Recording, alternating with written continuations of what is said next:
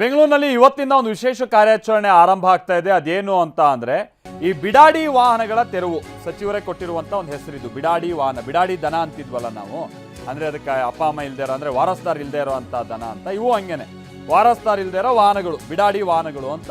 So Wilson garden ಅಲ್ಲಿ ನಿಂತಿರುವಂತಹ ಹಲವು ವಾಹನಗಳನ್ನ ತೆರವು ಮಾಡುವಂತ ಕೆಲಸ ಶುರು ಆಗ್ತಾ ಇದೆ. ವಿಲ್ಸನ್ ಗಾರ್ಡನ್ ನ 3ನೇ ಅಡ್ಡ ರಸ್ತೆಯಲ್ಲಿ ಹೀಗೆ ವಾಹನಗಳನ್ನ ಪಾರ್ಕಿಂಗ್ ಮಾಡಿ ಹೋಗಿದ್ದಾರೆ. 15 ದಿನಗಳ ಮುನ್ನ ನೋಟಿಸ್ ಕೊಟ್ಟರು ಕೂಡ ಎಚ್ಚೆತ್ತುಕೊಂಡಿಲ್ಲ ಅಂತೆ. ರಸ್ತೆ ಬದಿ ಹೀಗೆ ಅನಾಥವಾಗಿ ಕಂಡುಬರ್ತಾ ಇರುವಂಥ ವಾಹನಗಳು. ಇದರಿಂದಾಗಿ ಟ್ರಾಫಿಕ್ಗೂ ಕೂಡ ಬಹಳ ಸಮಸ್ಯೆ ಆಗ್ತಾ ಇದೆ. GBA ಕಾಯ್ದೆ 2024ರ ಸೆಕ್ಷನ್ 324 ಅನ್ವಯ ಕ್ರಮ ತೆಗೆದುಕೊಳ್ಳೋಕೆ ಈಗ ಅವಕಾಶ ಇದೆ. 7 ದಿನಗಳ ಕಾಲಾವಕಾಶ ನೀಡಿ ಅಧಿಕೃತವಾಗಿ ನೋಟಿಸ್ ಅನ್ನು ಅಂಟಿಸಿದ್ದಾರೆ. ವಾಹನಗಳ ಚಕ್ರಕ್ಕೆ ವೀಲ್ ಕ್ಲ್ಯಾಂಪ್ಗಳನ್ನು ಅಳವಡಿಸಲಾಗಿದೆ. ನಿಮ್ಮ ಸುತ್ತಮುತ್ತ ಏರಿಯಾದಲ್ಲೂ ಕೂಡ ನಿಮ್ಮ ಅನುಭವಕ್ಕೆ ಬಂದಿರುತ್ತೆ, ಈ ಥರ ಭಾಳ ವೆಹಿಕಲ್ಗಳು ನಿಂತಿರುತ್ತೆ. ಅಂಥ ವೆಹಿಕಲ್ಗಳನ್ನು ನೀವು ಈಗ ಟ್ರಾಫಿಕ್ ಪೊಲೀಸರಿಗೆ ಆಮೇಲೆ GBA ಅಧಿಕಾರಿಗಳಿಗೆ ಸೂಚನೆ ಕೊಟ್ಟರೆ ಅವ್ರು ತೆರವು ಮಾಡ್ಕೊಂಡು ಹೋಗ್ತಾರೆ.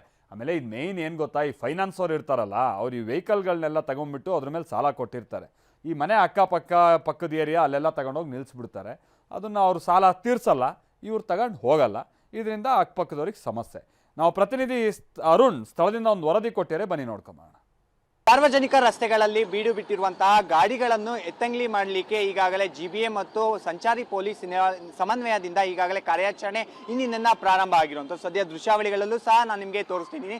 ವಿಲ್ಸನ್ ಗಾರ್ಡನ್ 3ನೇ ಅಡ್ಡ ರಸ್ತೆ ಏನಿದೆ, ಈ ಅಡ್ಡ ರಸ್ತೆಯಲ್ಲೂ ಸಹ ಸರಿಸುಮಾರು ಅಂದರೆ ಸಾಲಿನಲ್ಲಿ ಅನೇಕ ಗಾಡಿಗಳು ವರ್ಷಾನುಗಟ್ಟಲೆಯಿಂದ ಸಹ ನಿಂತಿರುವಂಥದ್ದು. ಈ ಗಾಡಿಗಳನ್ನು ಈಗಾಗಲೇ ಎತ್ತಂಗಡಿ ಮಾಡಲಿಕ್ಕೆ ಈಗಾಗಲೇ ನಗರಾಭಿವೃದ್ಧಿ ಸಚಿವರಾದಂಥ ಕೃಷ್ಣ ಬೈರೇಗೌಡರು ಒಂದು ಕಡೆ ಸೂಚನೆಯನ್ನು ನೀಡಿರುವಂಥದ್ದು. ಯಾಕಂದರೆ ಇದು ಒಂದು ರೀತಿಯಾಗಿ ಪಾದಾಚಾರಿಗಳು ಓಡಾಡುವಂಥ ಏನು ಜಾಗ ಏನಿದೆ ಅದನ್ನು ಸಹ ಒಂದು ಕಡೆ ಕಡೆಗಣನೆ ಮಾಡುತ್ತೆ ಅಂತೇಳಿ ಈಗಾಗಲೇ ಸೂಚನೆಯ ಮೇರೆಗೆ GBA ಮತ್ತು ಪೊಲೀಸ್ ಇಲಾಖೆಯಿಂದ ಸಮನ್ವಯದಿಂದ ಈ ಕಾರ್ಯಾಚರಣೆ ನಡೀತಿರುವಂಥದ್ದು. ಈಗಾಗಲೇ ನಗರದಾದ್ಯಂತ ಸರಿಸುಮಾರು 1500ಕ್ಕಿಂತ ಹೆಚ್ಚು ಗಾಡಿಗಳನ್ನು ಗುರುತಿಸಿ ಅಂತ ಗಾಡಿಗಳನ್ನು ಎತ್ತಂಗಡಿ ಮಾಡಲಿಕ್ಕೆ ಮುಂದಾಗಿರುವಂಥದ್ದು. ಇದಕ್ಕೆ ಪ್ರಮುಖವಾಗಿ 15 ದಿನಗಳ ಮುಂಚಿತವಾಗಿ ಈಗಾಗಲೇ ನೋಟಿಸ್ ಅನ್ನು ಸಹ ನೀಡಿರುವಂಥದ್ದು. ಆದರೂ ಸಹ ತೆರವು ಮಾಡಿದಂಥ ಜನರಿಗೆ ಈಗಾಗಲೇ ಅಂದ್ರೆ ಏನು ಇಂದಿನಿಂದ ಪ್ರಮುಖವಾಗಿ ಸ್ಟಿಕ್ಕರ್ ಅನ್ನು ಅಂಟಿಸಿ ಅವರಿಗೂ ಸಹ 7 ದಿನಗಳವರೆಗೂ ಸಹ ಕಾಲಾವಕಾಶವನ್ನು ಕೊಡ್ತಾರೆ. ಇದರ ಜೊತೆಗೆ 500ರಿಂದ 1000 ರೂಪಾಯಿ ದಂಡವನ್ನು ಸಹ ಹಾಕುವಂತ ಕೆಲಸ ಇಲ್ಲಿಯ GBA ಅಧಿಕಾರಿಗಳು ಮತ್ತು ಪೊಲೀಸ್ ಇಲಾಖೆಯಿಂದ ನಡೀತಿರುವಂತದ್ದು. ಇದರ ಜೊತೆಗೆ ಯಾವುದೇ ರೀತಿಯಾದಂತಹ 7 ದಿನದ ನಂತರವೂ ಸಹ ಅಂದ್ರೆ ಈ ಗಾಡಿಗಳೇನಿರುತ್ತೆ ಅದನ್ನು ಖುದ್ದಾಗಿ ಮಾಲೀಕರು ಗಾಡಿಗಳನ್ನು ಎತ್ತಲಿಲ್ಲ ಅಂದ್ರೆ ಸಂಪೂರ್ಣವಾಗಿ ಅಸ್ತಿತ್ವಕ್ಕೆ ತೆಗೆದುಕೊಂಡು ಅದನ್ನು ಹರಾಜು ಪ್ರಕ್ರಿಯೆಯಲ್ಲಿ ಮಾರಾಟ ಮಾಡಲಿಕ್ಕೆ GBA ಮತ್ತು ಪೊಲೀಸ್ ಇಲಾಖೆಯಿಂದ ಈಗಾಗಲೇ ಸೂಚನೆಯನ್ನು ನಗರಾಭಿವೃದ್ಧಿ ಸಚಿವರು ನೀಡಿರುವಂತದ್ದು. ಕ್ಯಾಮ್ರಾ ಪರ್ಸನ್ ಸಂದೇಶ್ ಜೊತೆ ಅರುಣ್ ಕುಮಾರ್, TV9 ಬೆಂಗಳೂರು. ಸಂಚಾರ ವಿಭಾಗದ ಜಂಟಿ ಪೊಲೀಸ್ ಆಯುಕ್ತ ಕಾರ್ತಿಕ್ ರೆಡ್ಡಿ ಕಾರ್ಯಾಚರಣೆ ಹೇಗೆ ನಡೆಯುತ್ತೆ ಏನು ಎತ್ತ ಅನ್ನೋ ಡೀಟೇಲ್ಸ್ ಅನ್ನ ಕೊಟ್ಟಿದ್ದಾರೆ, ಬನ್ನಿ ನೋಡೋಣ. ಟ್ರಾಫಿಕ್ ಕಮಿಷನರ್ ಅವರು ಇದರ ಮಾತಾಡ್ತಾರೆ.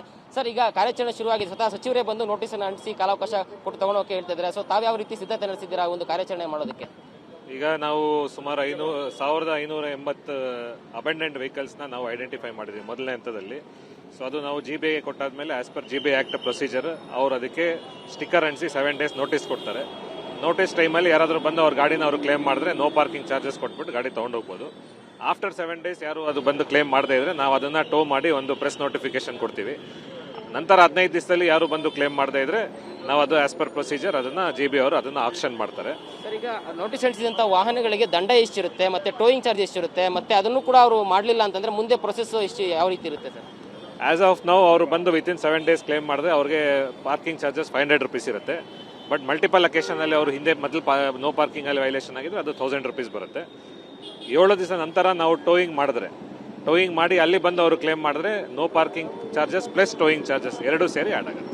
ನೋ ಪಾರ್ಕಿಂಗ್ ಅಲ್ಲಿ ಸಾಕಷ್ಟು ಇದಾವೆ, ಒಂದಷ್ಟು ರೆಗ್ಯುಲರ್ ಆಗಿ ಪಾರ್ಕಿಂಗ್ ಮಾಡೋದು, ಒಂದಷ್ಟು ಪರ್ಮನೆಂಟ್ ಆಗಿ ಮಾಡೋದು, ಎರಡಿಗೂ ಅಪ್ಲೈ ಆಗುತ್ತೆ ಇದು, ಅಥವಾ ಬರೀ ಪರ್ಮನೆಂಟ್ ಆಗಿ ತಿಂಗಳಾನುಗಟ್ಟಲೆ ಮಾಡೋದು ಮಾತ್ರನಾ? ಈಗ as of now abandoned vehicle ಅಂದ್ರೆ ಯಾವ ವೆಹಿಕಲ್ಸ್ ಬಹಳ ದಿವಸದಿಂದ ಬಿಟ್ಟು ಹೋಗಿದ್ದಾರೆ, ಯಾರ್ದು ಕ್ಲೈಮೆಂಟ್ ಯಾರು ನಮಗೆ ಕಾಣಿಸ್ತಿಲ್ಲ, ಆ ಥರ ವೆಹಿಕಲ್ಸ್ನ ನಾವು ಅಬಂಡೆಂಟ್ ವೆಹಿಕಲ್ಸ್ ಅಂತ ನಾವು ಐಡೆಂಟಿಫೈ ಮಾಡಿ ಅದನ್ನು ಕ್ಲಿಯರ್ ಮಾಡ್ತಾ ಇದ್ದೀವಿ.